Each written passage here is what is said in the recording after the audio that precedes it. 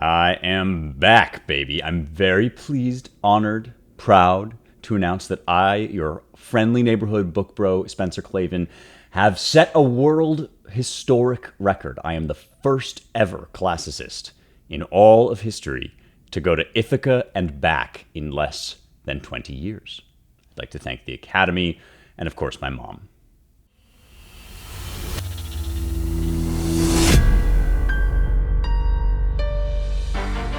All right, welcome back to Young Heretics, our series on Virgil's Aeneid.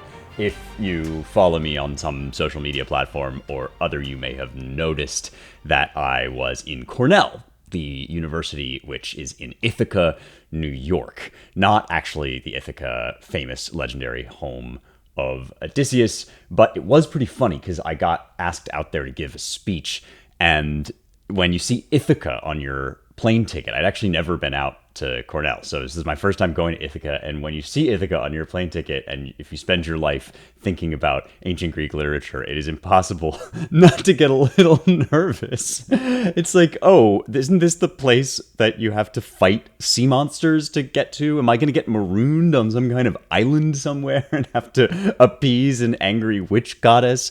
There's a famous poem by Cavafy, who was a Greek poet, modern era Greek poet, and he wrote probably his most famous poem was when you travel, may your voyage to Ithaca be long. And I was thinking, man, I've been doing so much travel lately. Could my voyage to Ithaca be short, please?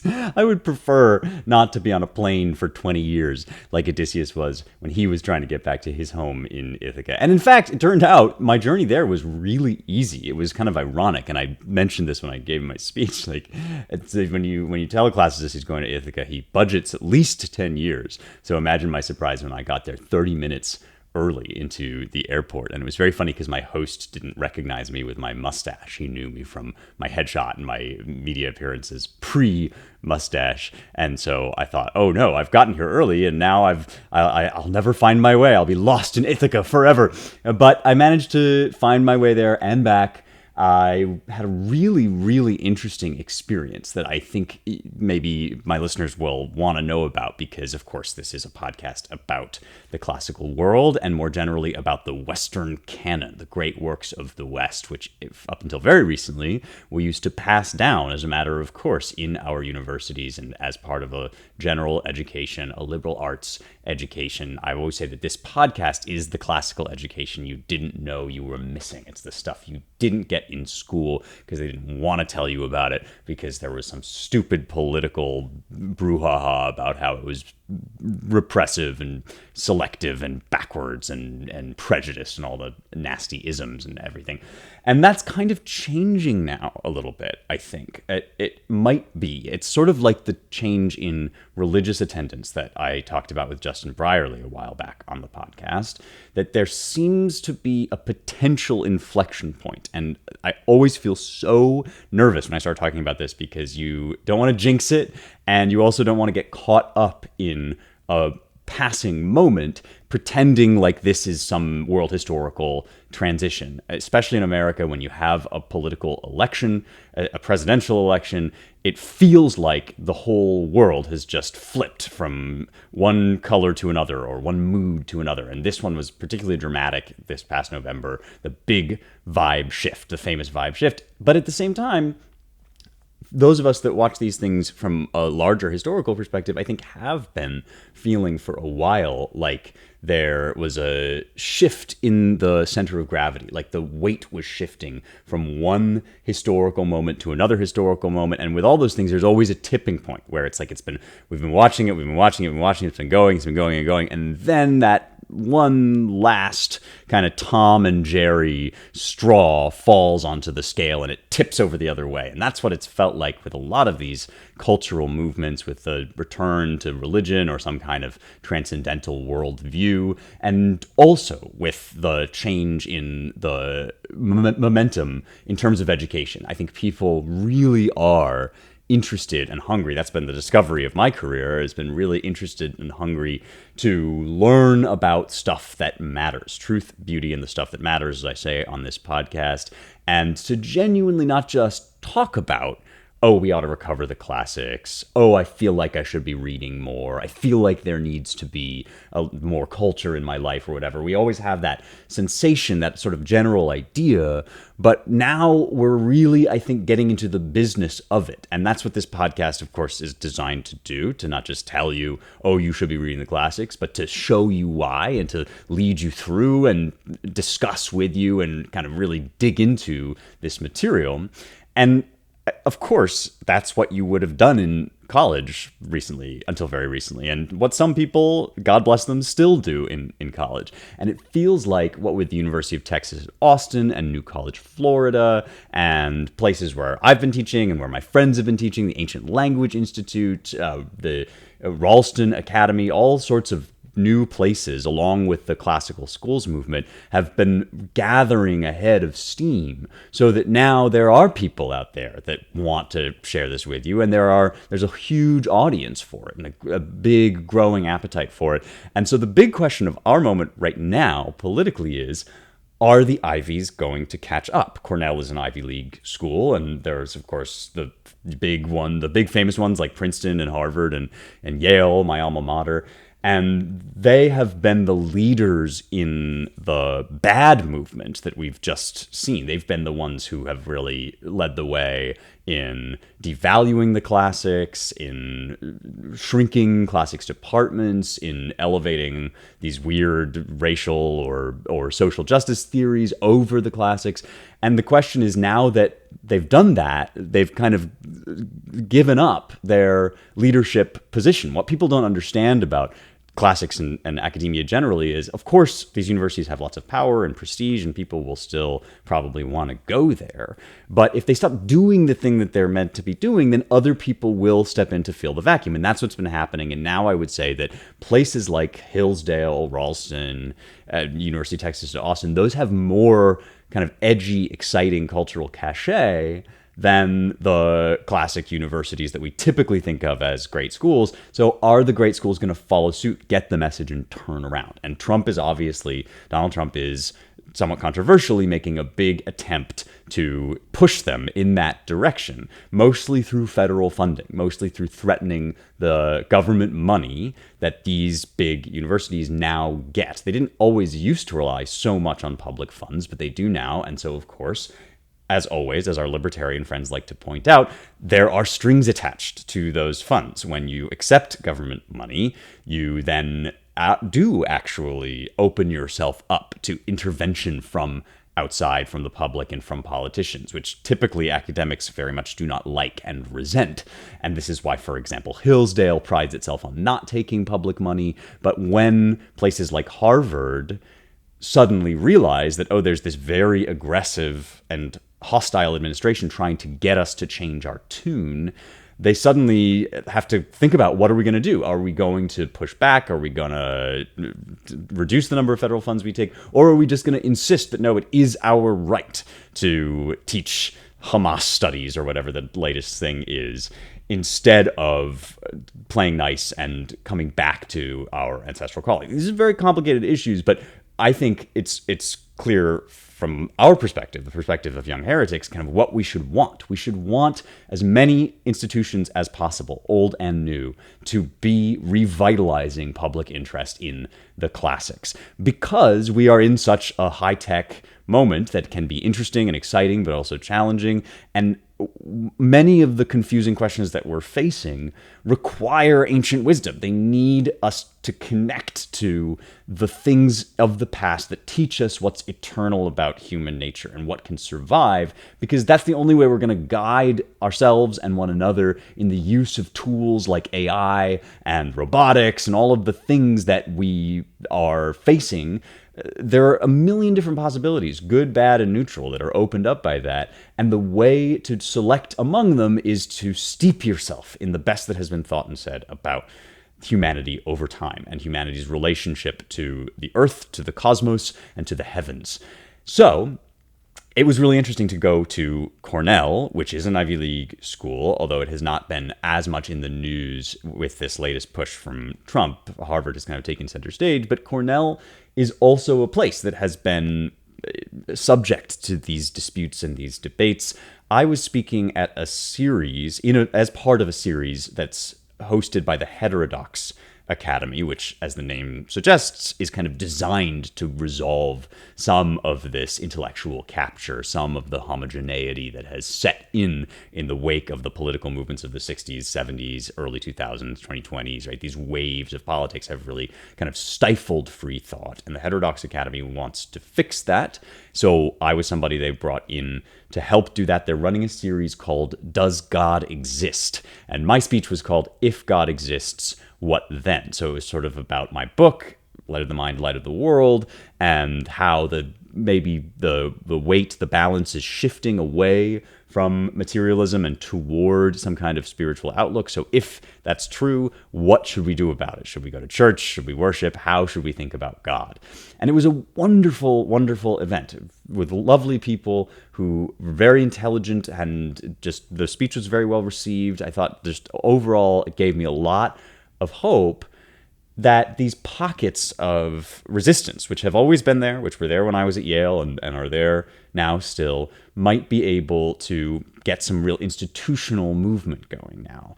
And just while I was there, actually, they had they made this big decision. The president of Cornell decided to cancel the appearance of this star, whom I'd never heard of because I'm becoming an old, clearly. But there's this woman, Kelani, who was going to sing at their big spring concert. This is a big event for a lot of college kids. At the end of the year, you have some famous singer or major musical performance, and Kelani was going to be theirs. And this relatively new president, Michael Kotlikoff, was under pressure to do something about this singer because she had been very loudly, vocally, some would say pro-Palestine, I would say anti-Israel. There's been some real controversy about this, and of course that is the inciting subject of all of this latest stuff on campus, is the way that Jewish students have been made to feel unsafe, the way that there's just really intense and sometimes threatening and sometimes violent or quasi-violent or threatening to become violent protests on campus, demonstrations on campus in defense of the evil and hideous regime of Hamas, but also of Palestine more generally, and so on and so forth. So Kelani was on the Palestine side of that, and people felt that this was inappropriate to bring this really toxic politics into what's supposed to be just a party. And they just announced, the president just wrote a letter saying that in fact she is going to be disinvited. She's not going to come, so that this event won't be tainted with that kind of controversy. Listen to how the Hollywood Reporter writes about this, and what they are, how they portray Kelani.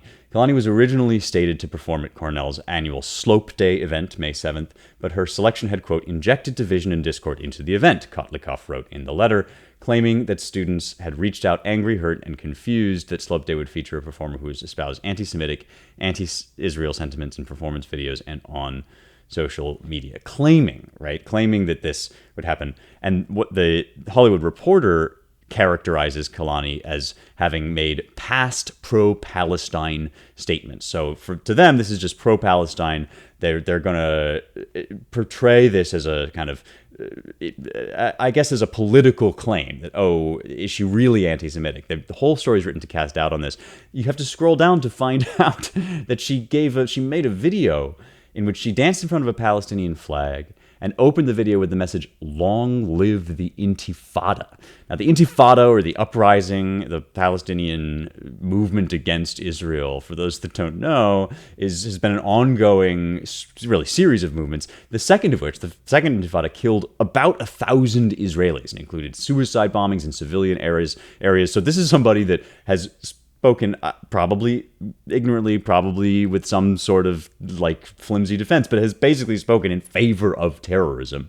And I think it's a really strong and interesting sign that the president is, if not himself taking a stand here, certainly feeling, as rightly he should, that this shouldn't be the way our campuses operate. They shouldn't be dominated by one political opinion, and an extremely aggressive and intimidating one at that, so that nobody else feels like they can speak and talk and operate on campus. It's one thing to say we need to have many different viewpoints, even if those viewpoints make you feel uncomfortable. It's another thing to say we're going to shut down the plaza so that Jewish students can't walk across it the way they did at Yale recently. And so I found it all a little bit promising. I mean, again, it's early days. It's going to be a major fight here, but I do think there is an appetite, a desire, a movement to recover a sense of confidence in ourselves and the great things that we offer at our universities, including free and open discourse in the tradition of the West. It is a Western tradition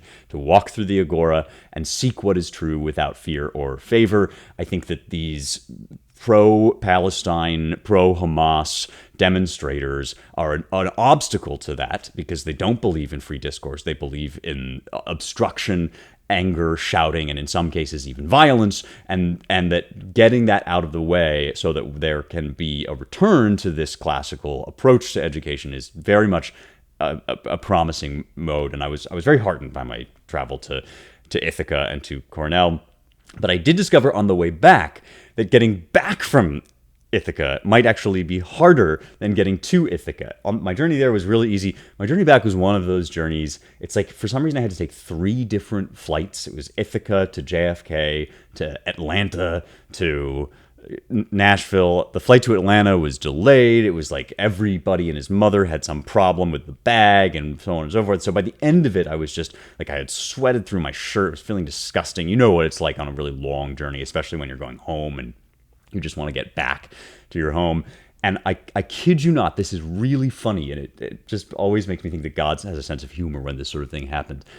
I get up to finally kind of muscle my way off the plane.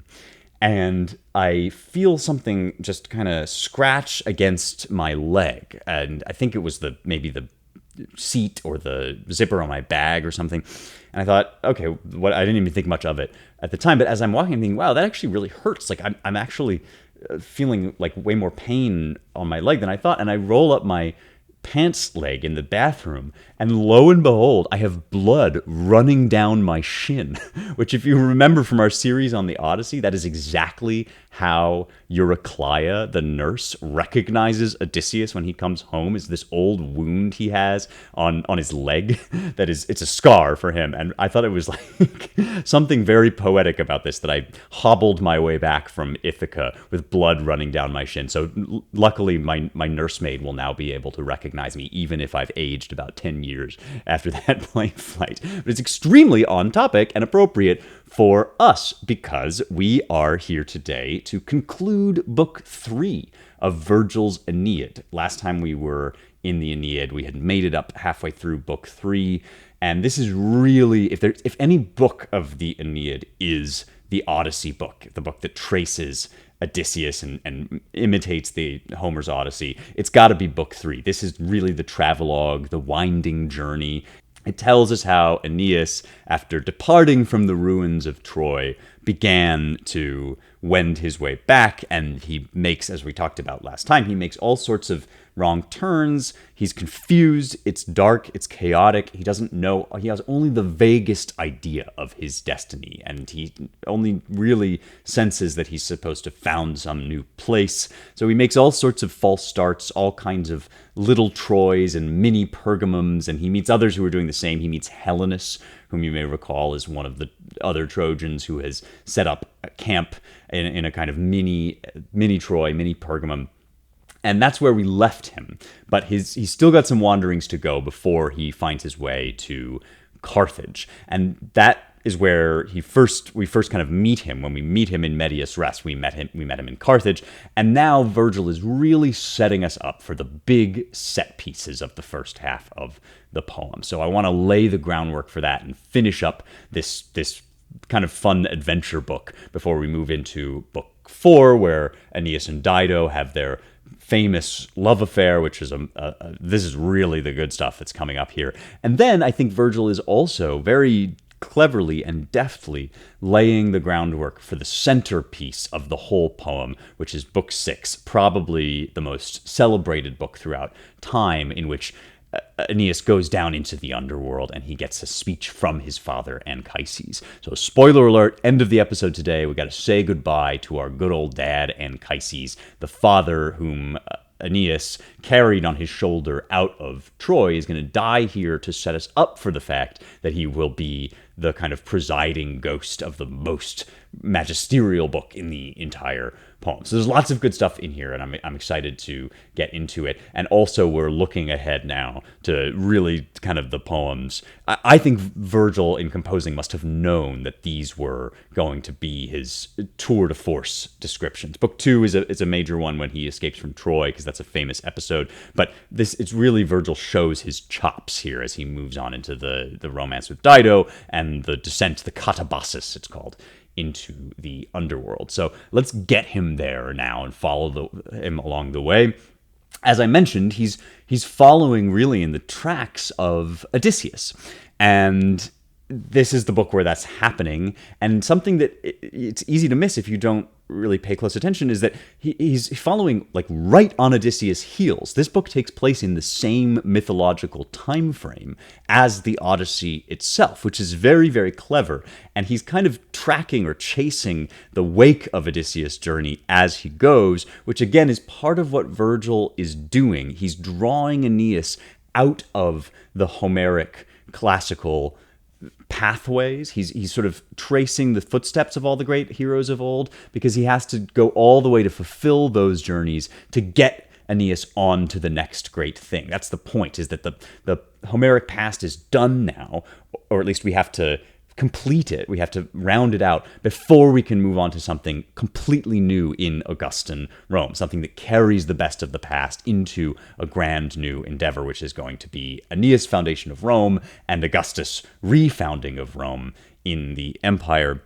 So Aeneas is here kind of trailing in the wake of Odysseus as he's making his journey back home to Ithaca, because they've both left Troy now. And this is something that Virgil never says outright, but I think it's very powerful, something very true about Book 3, is that he's doing the Odysseus thing, he's doing the Odyssey, he's kind of following in the footsteps of the Odyssey.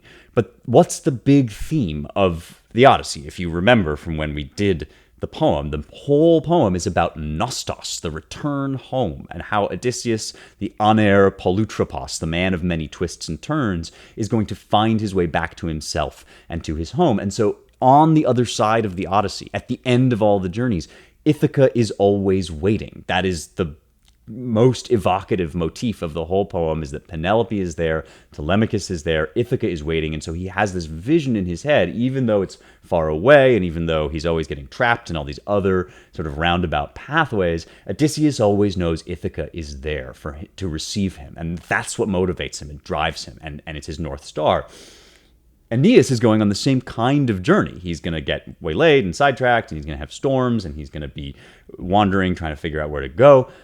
But the most important thing for him is that there is no Ithaca. The equivalent, the analog for Aeneas to Ithaca would be Troy. But Troy has just been burned to the ground. We just saw that happen at book length. We saw it happen in book 2. And that was a terrible tragedy and a great sorrow for him. And it means that this is an Odyssey without an Ithaca. This is a quest and a journey without any home to go back to. And very intentionally, Virgil is, I think, asking us the question, when you can't go back into the past, where do you go next? And that's Aeneas' question. That's what Virgil is forcing Aeneas to confront. And so if he has a destination, it's very much a kind of shadow outline, a vague or murky shadow in his destiny from the gods. Now, of course, when the gods give you a destiny, you know it's going to be fulfilled. And indeed, we all know when we have a task or a trajectory, we have a way forward ahead of us. But also, that doesn't make it any less painful, any less confusing, any less uncertain and scary for all of us. And so part of Aeneas' task is to get more clarity, to sort of shape and trace the outline of this thing to come, because that will give him his identity. If Odysseus' identity is connected to getting back home and to restoring what's been broken by the war.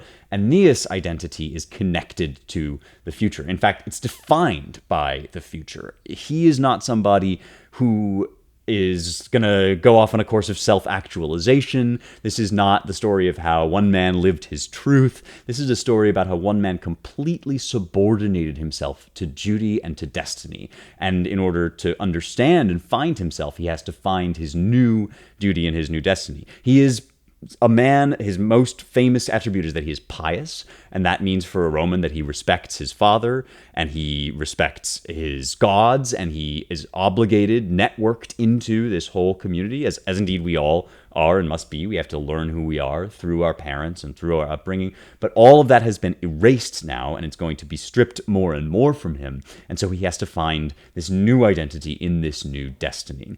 And Helenus, the Trojan, who is also a prophet, tells him where to go. He sets out his next stop on the journey. And this is why I say Virgil's really setting us up for book 6 here, because he tells us that after all these wanderings, the place you're going to go, where you basically are going to get your, like the master sword in Zelda, right? You're going to get the tools that you need to go do your task, is Cumae.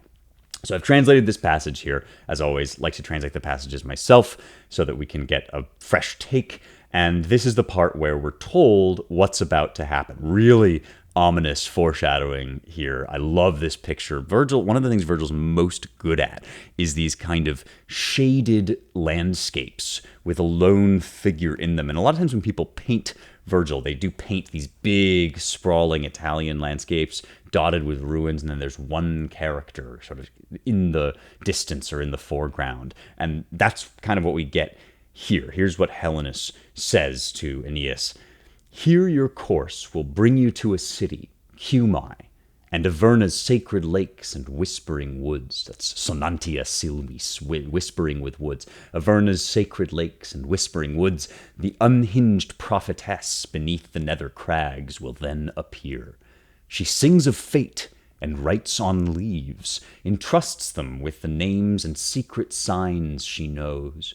Whatever song this virgin etches on her leaves, she splits up into parts and shuts within the cave, and those that stay in place, unmoved and orderly, are true. But if a wind slips in, and if the door swings on its hinges to disturb the tender fronds, she never snatches at them, whirling through the air within that hollow rock, or puts them back in place, or readjoins the pieces of her scattered song. So this is our first glimpse of the Sibyl, and she's a figure, you will now see her all throughout art. If you go into an art gallery, one of the things I often tell my students when I'm talking about this stuff is classical education, when you read great literature, you're not just getting one poem, you're getting a whole language, a whole universe of characters thrown into the mix, because the history of Western art and literature is just a history of these characters and everything they've meant to people, especially, of course, when they were rediscovered in the Renaissance. So now you will recognize, if you see the Sibyl, if you see this crazy, she is insana vates, she is the insane prophetess. I translated it as unhinged, because insana is like she's sort of crazy like a fox, I think, is kind of how we're supposed to interpret this, that her madness is divine madness. It's inspired.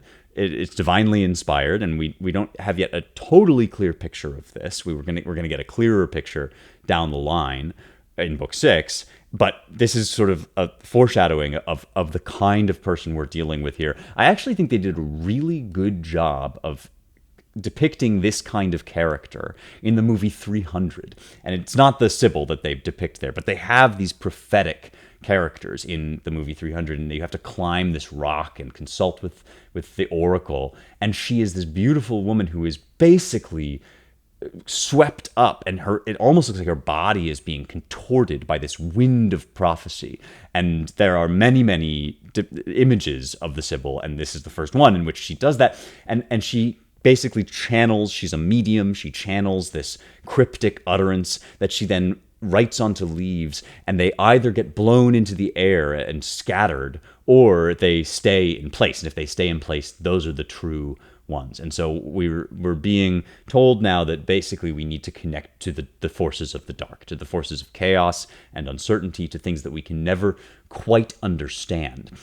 And so Virgil basically sets that up, lays that out as the destination, and that gives Aeneas kind of his next stopping point. Cumae is basically halfway up the boot of Italy. If you think of that leg and boot stretching down, Cumae is on the western, the southwestern shore, and it's about halfway along that boot to Rome, to the final destination of his settlement. And so now what he's going to do, and this is one of my favorite things, is he's just going to like dodge and weave in between the major episodes of the Odyssey. And Helenus warns him about all the different people and monsters that Odysseus has encountered, and we're meant to recognize them. This is like a greatest hits, a rogues gallery. Everybody who initially read or heard this poem would have heard or read the Odyssey and the Iliad, and so they would be like, oh yeah, I know what you're talking about there. And one of the interesting things that Virgil kind of does is he gives specific locations to events in the Odyssey that aren't necessarily specifically located. So one of the things I said about the Odyssey back when we were covering it is that at a certain point, Odysseus passes into Never Never Land. He starts out with a geographic location, and it's the same location where Aeneas starts his journey, and that's Troy. And then eventually he kind of goes into this like Brigadoon state. And I think the place that really sets the boundary is probably the island of the Lotus Eaters. Somewhere around there, he starts to get into uncharted waters, the kind of place that represents on maps, if you look at old maps where it says, here be dragons, and you're like, okay, this is the known world, and we kind of know the outlines of these different shores, and this is the Mediterranean, maybe this is Europe, but then all around the shores, this is Oceanus, this is the great ocean, this is the coiling serpent. Here be dragons means this is where the order of knowledge and human understanding breaks down, and you have kind of wandering. And that's part of the point, and that's part of how Odysseus' journey lapses out of the known world, and structure breaks down, and psychologically it's a very potent place to be because you can recover yourself or you can be changed and all of that. And the really interesting thing about Virgil is that he's living in a world where a lot more of these locations have been mapped because Rome is starting to expand its civilization out across the Mediterranean. And so that's a boast, that's a flex on Virgil's part. He can say, oh yeah, I kind of know where these islands are, right? He can give specific locations to Scylla and Charybdis, for instance, whom he puts in between the toe of Italy and the island of Sicily. And then Helenus therefore can give more specific directions to Aeneas than Homer was able to give to Odysseus. And that means that there is more civilization, and Virgil, I think, is really making that claim on Rome's behalf. Like, we have conquered more territory, not just politically, but also mythologically and ideologically. We have imposed order on more of the world.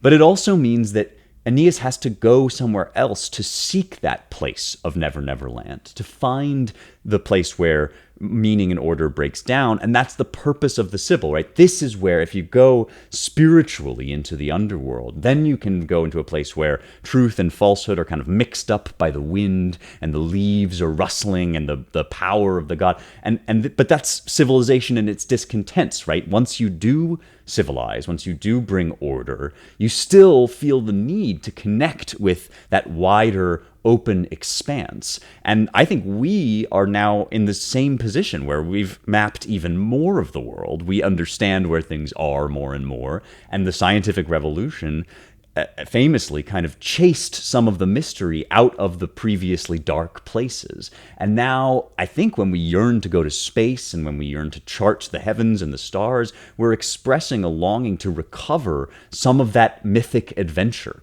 And I think the Elon Musk of it all, the we're going to Mars, part of the point is, let's go somewhere new, right? Let's go to those places where there be dragons, where we can bring more order. This is part of the human quest, right? Is to go out into the world and settle things. But once you've settled them, then you need more things to bring order to. And another way to do it is to go inward, right? To kind of turn toward the depths of the earth and the psychological open spaces. And that's what Virgil is now charging Aeneas with doing. But he's going to move through all the old places that have now basically been mapped out. And one of those places is going to be the land of the Cyclops. And I didn't want to leave book 3 without this fantastic episode where Virgil seems to kind of make up this new part of the story where Odysseus has left one of his crew behind in the mad scramble to escape from Polyphemus the Cyclops. Again, you will remember, if you remember the Odyssey, that they get trapped in this cave. They think he might be a friend, a civilized person, but he turns out to be a monster and to have no civilization, no respect for guests and guest friendship. And so some of them get eaten by Polyphemus, and then they trick him, they drowse him with wine, they make him fall asleep, and then they gouge out his eye, and they hide under the sheep, and they escape, and all of that. But Virgil adds a part to the story that, because he is not very favorable toward the Greeks, he's not a big fan of Odysseus especially. Odysseus kind of represents all of the shifty, shady, twisty-turny parts of Greek civilization. He thinks it's perfectly reasonable that the Odyssean crew would have left somebody behind ruthlessly in their struggle to escape. And that guy that they leave behind is named Achaemenides, a name that must have been really a struggle for Virgil to fit into his meter, his rhythm, because I had a hard time translating this passage myself. But it's very fun to get all those syllables into a good line of, in my case, Alexandrine verse, or in Virgil's case, the dactylic hexameter. He tells his story. They meet him. They kind of, again, are following in Odysseus' wake, and they meet Achaemenides, and he comes and gives them a second-hand report of what the Cyclops are like and how Polyphemus treats his guest. Very thrilling, gory, gorgeous, and also, I think, kind of telling. So here it goes. He says to them, "I am a son of Ithaca. Odysseus the luckless was my leader, Achaemenides by name. My father, Adamastus, was a poor man. Should have stayed that way, but I embarked for Troy. And this is where, departing from these gruesome shores, my comrades left me in the Cyclops' yawning caves, not looking back." That's immemores. They were unremembering. In other words, they were so desperate to escape that they just forgot all about me. The one thing on their mind was to escape.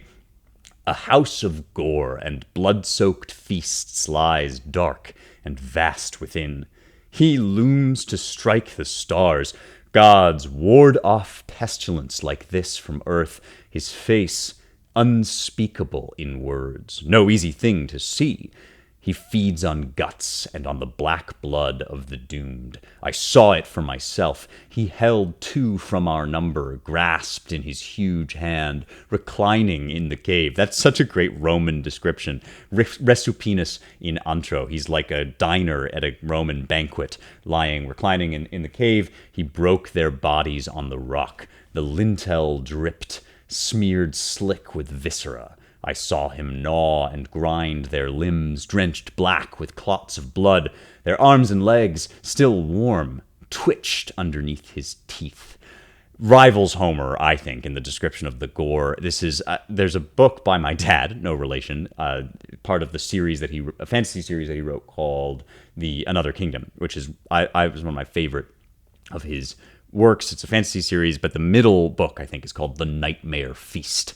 And I think the power of that title is that it is kind of an archetype from mythology, the Nightmare Feast. And so this guy, Polyphemus, is portrayed as a Roman dignitary, as a grand diner, but it's a diner of blood and gore and guts and twitching human legs. So this little middle passage that I really love portrays Polyphemus as a kind of aberration or an abomination. He's someone who challenges the order of the universe, which is, of course, is the point of that whole wandering section of the Odyssey, is that this is where the seeming neat orderliness of the gods' universe starts to break down, and we start to wonder whether Zeus's reign really is unchallenged, or whether Earth can still belch up these strange, new, and hideous creatures that defy all known laws of civilization. He looms to strike the stars. Altaque pulsat sidera suggests that he is somehow set against the order of the divine. And then immediately Aeneid says, Di talem teres avertite pestem. Gods, ward off pestilence like this from earth. I've talked before about how in the polytheistic mythology of the ancient world, and especially Greece and Rome, the gods are these forces of order, but it's not an uncontested order like God's order is in the Bible. It's a kind of hard-fought, hard-won order imposed upon chaos. And so we're praying to the gods, please, please get this hideous thing out of our sight that just terrifies us because of the way it unmakes the world, right? Unspeakable in words, nec visu facilis, nec dictu ad fabulis uli. It's not impossible. It's impossible to speak in words. No easy thing to see. And so it's not just that it's ugly or painful or bad. It's that it's chaotic. It's that it's unmaking of the order of the world. And that is what Aeneas now must flee from. But he's fleeing in some ways from disorder into disorder. He's fleeing into his own dark place of uncertainty. This name, Achaemenides, if I have anybody listening that has any theories about this name, I would love to know them, because the Achaemenids, this is a significant name, and I think Virgil is doing this on purpose, but I can't quite figure out what he's doing, and I haven't found any good commentaries on it yet either. The Achaemenids were the Persians, and the Greeks, of course, defeated the Persians in order to win their golden age. I guess the Persian Wars at the beginning of the 5th century BC is how Greece really rose to prominence.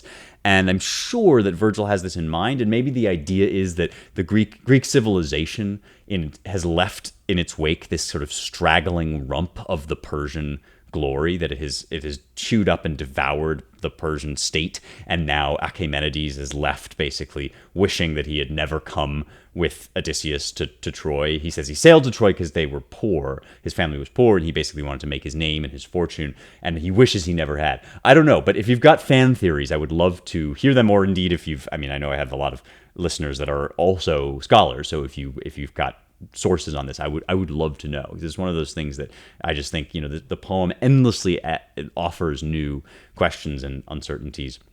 And this is one of them for me, is why is this guy named Achaemenides? What's Virgil on about there? But we've got to carry on. The day is getting late, and we must proceed because, and this is really on a par with the death of Creusa here, Aeneas' wife.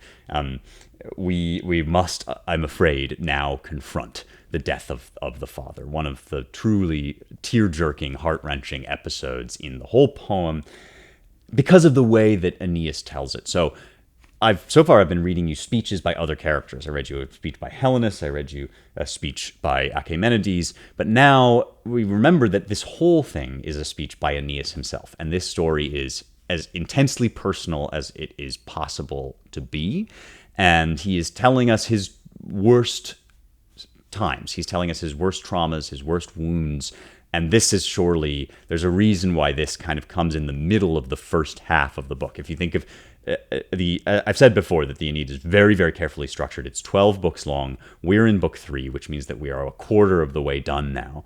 And this is the centerpiece of this section, or it's the transitional hinge point, I should say, of this section, and it's going to kick off a new kind of ratcheting up of the poem. And really here at Drepanum, or Drepanum, where Anchises dies, it's a huge transition point on the hero's journey for Aeneas, because he's lost now not just his father, which is sad enough for everybody, but his last remaining connection to the elder generation, which is important for everybody, was especially important for Virgil's Roman audience. They were intensely connected to their parents. They had this notion called the mos maiorum, the way of the elders.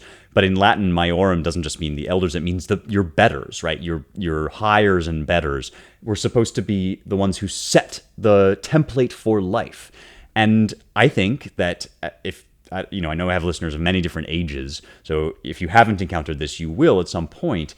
eventually you get to a place where the generation that is passing away is the generation immediately above you. And once the last of that generation dies, once your last parent dies, it's you. You are suddenly on center stage. And you spend most of your youth, it's funny, wishing that you could be in charge. You want to take charge. You're waiting for the moment when your generation is going to be the one at the forefront of the world.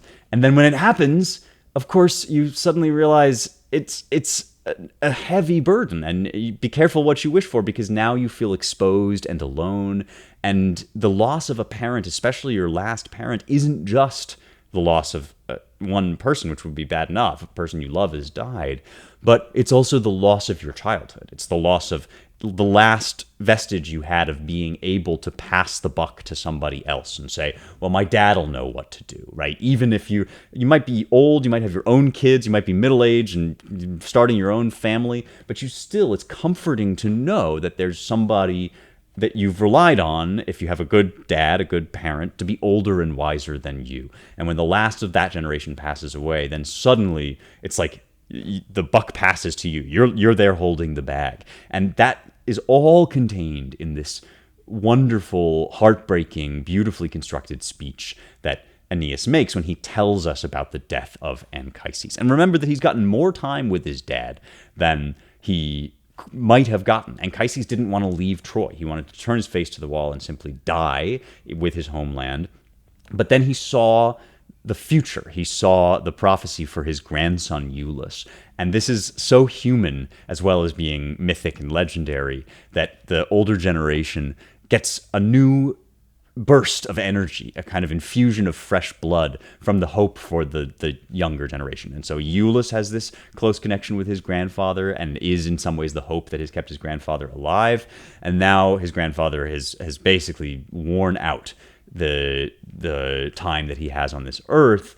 And this too is a setup for book 6, but it's also in itself just a wonderful passage. Let me read it to you now. Again, my translation here. From here the port and joyless shores of Drepanum received me. Here so many ocean tempests in, O my sire, lightener of blows and burdens, I lost him. Anchises, here, O best of fathers, you abandoned me, so often snatched from danger to no end. For all the looming miseries foretold by Helenus the prophet, never once did he forewarn me or prepare me for this grief, nor did the grim Celaeno, not this utmost toil, this extreme of all my lengthy journeying. So we've had the prophecies of Helenus. Last time we had the prophecies of Celaeno. He's saying, they told me all the things I would suffer, but they never warned me about this. Man, I can relate. You know, when your grandparents die, for instance, and you think like, they warn you about how to prepare for school. They warn you about the challenges you're going to face in life. They warn you about all this stuff, but nobody can prepare you. What prophecy would be sufficient to prepare you for death? It's the one great unpreparable thing. And one of the things I love about what Virgil does here is he gives Aeneas room to grieve and to despair. And he says things that aren't true. For instance, when he says, so often snatched from danger to no end, tantis nequiquam erepte Pericles, that's not true. It's not true that this was to no end, because he's just said that he was a lightener of blows and burdens. He was omnis curae casusque levamen. He was the one who lightened blows and burdens, and he's going to be there in the underworld to wait and guide. And it's never to no purpose. No human life is to no purpose. No journey to the end is to no purpose. But we feel that way. Of course we do. We feel like death cancels out the value that you've gotten in the depths of our grief. And Virgil gives Aeneas that room to grieve, even though he's going to show us in later books that it's not to no end. One of the most moving lines, I think, in all of Virgil is this line, O my sire, lightener of blows and burdens. It's hard to find a more compact and powerful line in the poem. Heu genitor omnis curae casusque levamen. I've done a little bit of this in the translation, but the meter gets very slow and dirge-like here. The poem is originally written, as I've said many times, in dactylic hexameter. And dactylic hexameter is a rhythm in the true sense. That is, it uses the length of syllables, not just the stress of syllables. And you have options in dactylic hexameter that you don't have. Many of our English meters are somewhat more regular, at least in their basic structure. You do have lots of variation in English poetry and ways that you can vary the structure, but also the metrical framework itself tends to only present you with one option at a time. So, for example, iambic pentameter, it little profits that an idle king. Da da da da da da da da da. There's no alternative that you can switch up the iambs there. In dactylic hexameter, every foot, every little unit can be one of two things. It can be a dactyl, da da da, long short short, which is more of a galloping kind of clipping pace, or it can be a spondy, long, long. And here in this line and in the surrounding lines, we get a lot of spondies because the spondies are the heavy ones, right? Long, long. You often get very skilled poets will transition to more, they're called spondaic lines, when something is serious or grave or heavy. And that's what we have here. Heu genitor omnis curae casusque levamen. There's only two dactyls in there, if I'm scanning that right. Heu genitor, that's one dactyl, genitor, and then heu genitor omnis curae casusque levamen, and then at the end you basically have to have. There's one place at the end where you basically have to have a dactyl. So this is as spondaic as it's almost possible to be. Mitan kaisen, I lost him, and kaisi. So the way that I've translated is to really draw out and even kind of play with the iambic rhythm to give you that. Here so many ocean tempests in, O my sire, lightener of blows and burdens, I lost him. And Chaises, here, O best of father, you abandoned me. And then we kind of get back into the swing of things. But this is the most significant, I think, event in Aeneas' life to date, even including the loss of Troy. The loss of his father is represented really as a major step in his journey in growing up. And he's on his own now, the way that we all are when we become the eldest generation. The torch is passed to him. That's a very fitting place for us to leave him as we now transition into his own story, Aeneas' own life, which is going to present him with all kinds of very serious challenges in just a moment, because he's about to suffer through the love affair with Dido, which is tumultuous and confusing and chaotic and absolutely ratchet and dramatic and messy, and it's one of the best parts of the poem. So look forward to that next week. We're going to dive into this major episode, and some people, this is their favorite part of the poem. I have a different favorite part, but I love book 4. So that's where we'll leave it for now, but we can't stop without doing It Figures. This is fast becoming one of my favorite parts of the show. I know some people, I put it at the end because not everybody wants to hear about figures of speech and artistic tropes and the way that Virgil uses the sounds of his words and his language to kind of convey his message. But I think this is endlessly fascinating, and ancient scholars loved to talk about this and to come up with terms and descriptive devices to understand what's going on, basically to look under the hood of the poem. And so this is what we're doing now. I'm no good as a physical mechanic, but think of me as your poetic mechanic. I'm going to look under the hood with you, and I'm going to show you how this thing works. And maybe if you like writing or reading yourself, I mean, actually, everybody should know this stuff because we all have to construct effective arguments at some point. So these tools that I'm giving you are basically to look under your own rhetorical hood, and when you want to move somebody or convince somebody, now you will be able to say, well, the car is kind of not running the way I want. Maybe I need to turn this wrench here, right? That's what It Figures is about. And today I want to talk to you about archaism. So we're going to go back to that line that I mentioned as one of my favorite, most affecting lines. And I gave you one reason why it's so powerful in the Latin, which is that it becomes slow and mournful, and the rhythm reflects the way that people sometimes talk at funerals. But there's another reason why this, I think, is a powerful line, and that's because of its archaism. And that's just a word that means like oldness. It's from a Greek word, archaios, which means old or ancient. And in poetry especially, but in sort of literature generally, there are moments when it can be extremely effective to elevate your tone by calling up words that have gone a little bit out of fashion. And I say this with some trepidation because conservatives especially are very prone to archaism, and if it's not used sparingly, it can be really pompous and annoying. And in some ways, the mark of a great writer is that they're able to use archaism without sounding portentous. And the way that you do it is you find the moments where what you want is to kind of elevate your speech out of the normal and the everyday. Because there's always, in all languages, there's kind of a center of gravity of words and diction that are recognizable from the everyday. And your tone is really a function of how close or far away you are and in what direction you're moving from the everyday tone. And what Virgil does here is so skillful because he does, for one moment, lapse into heavy archaism, into words. At one point, for instance, Aeneas calls Anchises pater optume, and that spelling, optume, is an older spelling of optime, which has a more of the modern way of writing that for Virgil would be optime. It means best. But optume carries an older spelling, these kind of longer vowels, possibly influenced by the Greek, which is an older civilization, by the Greek letter upsilon.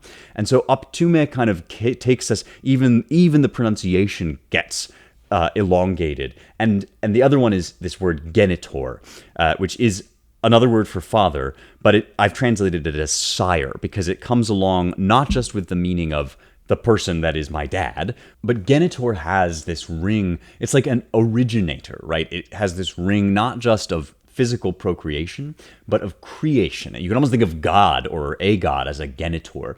And so Anchises here is almost elevating and becoming deified. Next time we meet him in person, he's going to have some little cameos coming up. But next time we see him in person, he's going to be in the fields of Elysium. So he's a hero, he's a god. And that reminds us of who this guy is to Aeneas. Like a good son, he hero worships his dad, and his dad has this defining aspect for him.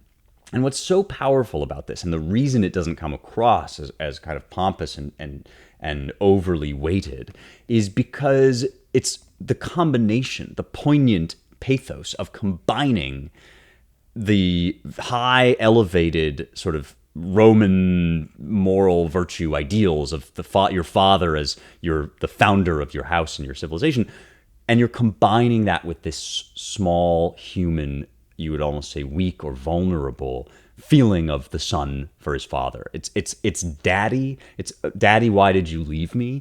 And it is sire of my house and lightener of my cares. And so we get pater, we get both words for father, genitor and pater, in the space of 2 lines. And this just heartbreaking, hic me pater et fessum deseris. You've left me. Why did you leave me? How can you leave me? And that's something that we feel too. Why do you have to leave me? In Les Mis, in the musical Les Miserables, there's a moment at the end where Jean Valjean is dying, and Cosette, whom he's raised basically as a daughter, says, "You can't go, you can't die." And he says, "Yes, Cosette, forbid me now to die." That's kind of what we're getting here too. And so the blend is what gives you that emotion. And that's a really effective use of archaism. You've left me behind exhausted, fessum deseris. But you are my sire, lightener of blows and burdens. And that's what we're getting all throughout the Aeneid, really, is this idea of high destiny and fate combined with these intimate human moments. So that's how archaism, I think, one way that archaism can work really, really well is when you're not just elevating us into the grander significance of things, but you're also connecting that to the more relatable and human. Be careful with this if you're writing, because you can very, very easily go astray if you're too heavy-handed about it. A lot of poetry that people write now is either way too informal, or people try to counteract that by being very stentorian and sort of sententious and using too much archaism. But a little archaism, a little sprinkle of archaism in a well-chosen moment can really move. Okay, it's time for the mailbag. Mailbag questions come to me through Substack. at rejoiceevermore.substack.com. This is really the place, I think, the place of the future and the place I'm having the most fun writing right now. I mentioned social media earlier, and I really think social media is kind of falling apart, especially with AI. I have loved Twitter in the past. I'll probably always be on there. But if you really want to connect with me, and I hope you do, I would love to hear from you. Go to rejoiceevermore.substack.com. I write essays, and there's some extra stuff if you want to pay to support me. But everyone can be in the mailbag. And Andrea has written a really great question, or maybe it's Andrea. I'm sorry, Andrea, I don't know how to pronounce your name. She has written a language question that I couldn't resist answering. This is, sometimes people come up with a question and it's like, wow, you really know me. So Andrea says, I speak 3 languages and can muck with a 4th, so I definitely understand the difficulty that is translation. Yeah, I get that, and I'm glad that you can understand. I've done a lot of episodes on the show about translation and how finicky it is. But Andrea writes, I'm currently reading through the Bible, cover to cover, for the first time. Awesome. I commend you for that. If you've never done that, heartily recommend. It's a wild experience. She says, I've read the entire New Testament and I am up to Isaiah in the Old Testament. And this is probably the book I know best of the Old Testament. I wrote a whole translation of Isaiah. She says, I'm currently reading the ESV, which I think is the English Standard Version. Is that what it stands for? And in line 9:6, it says, his name shall be called Wonderful Counselor, Mighty God, Everlasting Father, Prince of Peace.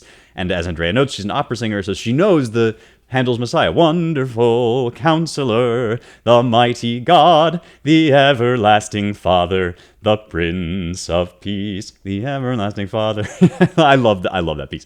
So yeah, okay, this is the one that is memorialized. It's basically the King James translation. And Andrew says, I presume this is a standard translation of this verse. It certainly is.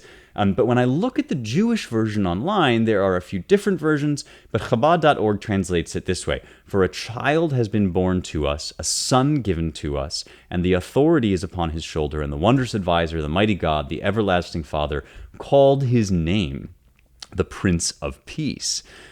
And Andrea is basically saying, first of all, I can see how if you translate it this way, the connection to Jesus is not immediately apparent. And that's a really important observation because Christians sometimes talk unintentionally, I think, in a really kind of silly way about this, where they'll say, how can the Jews not recognize Jesus in their prophecies? And they don't realize that from our perspective as Christians, it looks really obvious, but that's only because we are looking back and we're interpreting, and translation is always interpretation, we're interpreting open questions through the lens of Jesus, which we're supposed to do. We're supposed to look back and interpret the Old Testament through the understanding that we gain in light of the crucifixion and the resurrection.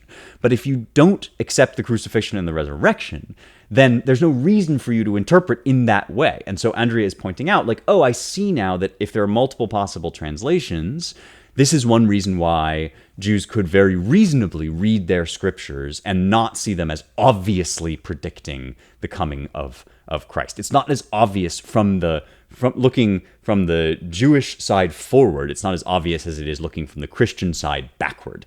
And that's part of what conversion is. And it's why it's not obvious and not immediate. And it's not like everyone instantly becomes a Christian. It's that once you are convinced, and I believe it is possible to be convinced and moved by the Holy Spirit and changed, but you have to have that motion of the Spirit in you, then you can sort of, like, as it were, open your eyes. This is the road to Emmaus story to Jesus in the scriptures. But if you haven't been converted, then these scriptures actually admit of many different possible interpretations, and Isaiah is one good example.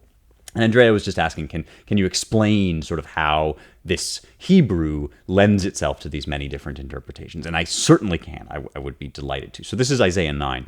And there's a few things that we notice immediately when we read this Jewish translation and compare it. The first is probably that only one part of the line is the name. The Prince of Peace is the name of the Son in the Jewish translation, but not Wonderful Counselor, Mighty God, Everlasting Father. In fact, this is the subject of the clause. The wondrous advisor, the mighty God, the everlasting Father, called his name Prince of Peace, whereas Christians tend to take all of those as part of the name of the Messiah, the coming Messiah. But I want to start actually somewhere else, and that is with the tense of the verbs. So you'll notice that in the Christian translations, we typically get the future tense. His name shall be called, and his name shall be called. Wonderful, right? And the government shall be upon his shoulder. Shall be upon his shoulder, right? His name shall be called. In the Hebrew, or rather in the Jewish translation from the Hebrew, we get past tense, for a son has been born to us, or is born to us. And this is not an unheard of translation, but it obviously makes it much less of a future prophecy. It makes it much less about the king who is to come. And this is something which is ambiguous in the Hebrew. One of the things about Hebrew that is so wonderful for talking about God is that it is not as definitely time-bound as English. In English, we typically have to choose, are we going to talk about now or later, right? We have these very definite tenses that lock us into a certain time.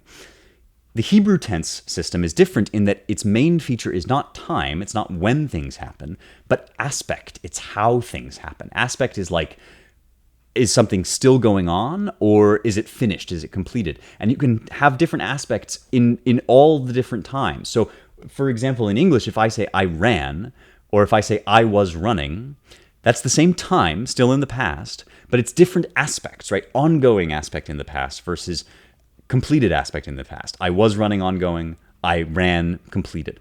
And this is something that all languages have, but different languages emphasize different things. And Hebrew gives you verbs that have a definite aspect, but not necessarily a definite time. And so here in Isaiah 9, we start with this verb form yolad. Ki yeled yolad lanu. And this is wonderful Hebrew wordplay where we take the root YLD. There's this three-letter root, which means kind of birth or birthing. And the yeled is the noun form, it's the child. And then the yolad is the verb form, and it's is born.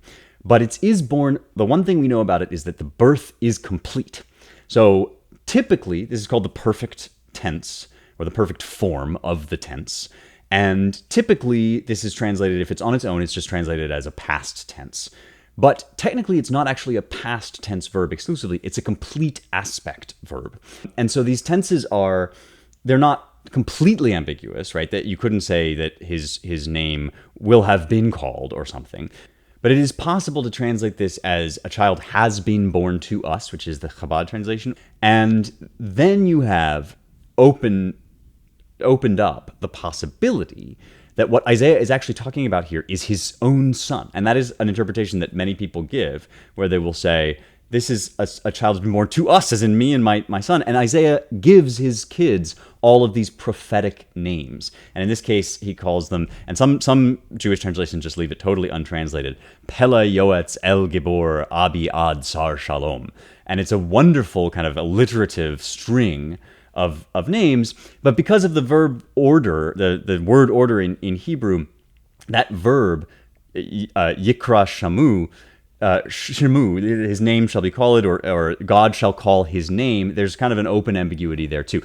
What I'm saying is all of these things are open. The language itself doesn't nail down any one possibility, and that all language does that, and that's part of the function of language, and especially prophecy, is that every word eliminates certain possibilities, but leaves others open. And the range of those possibilities is part of how language is able to be so flexible, to contain so much meaning in so few signs and symbols.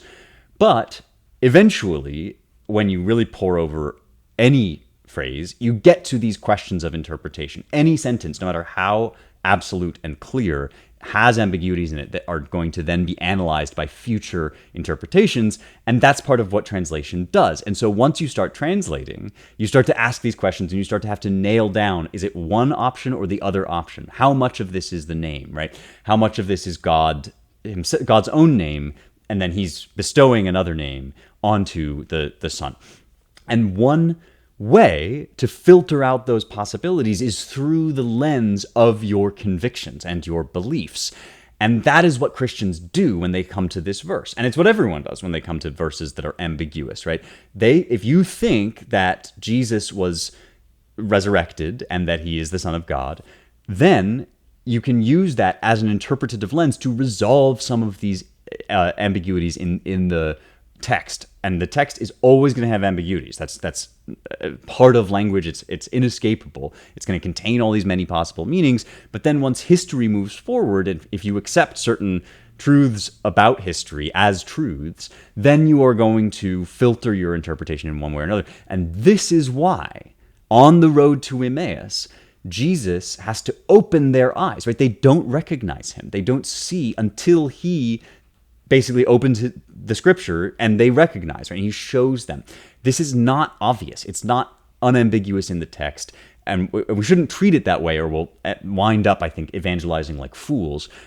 This is something that you have to do in retrospect. All prophecy becomes clear in retrospect once you've seen the fulfillment of it in a certain event. And so the fact that Jesus shows them this on the road to Emmaus is actually a perfect example of how this interpretation works, because once you've met the person, once you've had the encounter with the Holy Spirit, then everything gets filtered through that lens, including your own experience, but also your interpretation and your reading of the scriptures. So this is a classic example of how that works and how that happens in one of the most beautiful lines and beautiful ideas in scripture, which has then been kind of filtered through the light of Christ for Christians like Messiah, and it sounds like Andrea. Great question, Andrea. Thank you for asking. And I can't wait to take more of them at rejoiceevermore.substack.com. Thank you all for being with me. Please, please, please don't forget to rate, review, share, subscribe. This all really, really helps me when you let people know about the podcast and share it. I do appreciate it. And 5-star reviews are also great. Check out my book, Light of the Mind, Light of the World. And I will see you next time for more truth, beauty, and the stuff that matters.